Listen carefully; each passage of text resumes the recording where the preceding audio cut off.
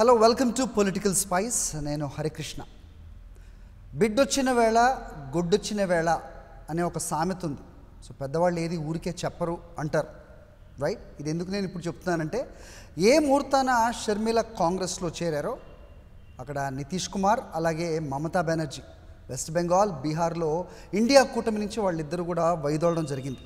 ఇక పంజాబ్ విషయానికి వస్తే అసెంబ్లీ ఎన్నికల్లో అసెంబ్లీకి సంబంధించిన ఒక్క సీటు కూడా ఇచ్చేది లేదు, కావాలంటే ఎంపీ సీట్లు కొన్ని ఇస్తాను అంటూ కేజ్రీవాల్ ప్రకటించారు. అసలే కాంగ్రెస్లో ఉన్నది 3 రాష్ట్రాల్లో, ఒకటి హిమాచల్ ప్రదేశ్ అయితే కర్ణాటక, తెలంగాణ.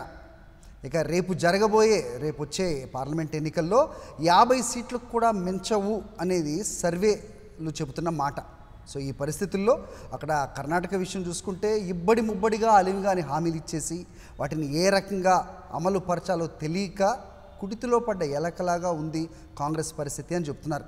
ఇక రేపు తెలంగాణలో ఏం జరుగుతుందో చూడాలి. ఇక షర్మిలను ఉసుగొల్పి ఆంధ్రాకు పంపి అక్కడ ఏం బాగుంటుందో చూడాలి అనేది చాలామంది విశ్లేషకులు చెప్తున్నారు.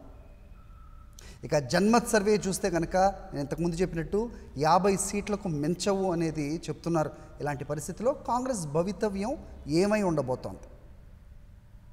తెలంగాణలో పరిస్థితి మనం చూస్తున్నాం, అలాగే ఇక రేపు ఆంధ్రాలో పరిస్థితి ఏంటి అనేది చాలామంది ప్రశ్నిస్తున్నారు. అందరూ కాంగ్రెస్ను వదిలి వెళ్ళిపోతుంటే షర్మిల కాంగ్రెస్లోకి చేరి సాధించేది ఏంటి అని ప్రశ్నిస్తున్నారు. ఎంత చంద్రబాబు స్క్రిప్ట్ ఇస్తే మాత్రం వెనక ముందు చూసుకోనక్కర్లేదా షర్మిల అని అడుగుతున్నారు. That's all about political spice for today. నేను హరికృష్ణ, సైనింగ్ ఆఫ్.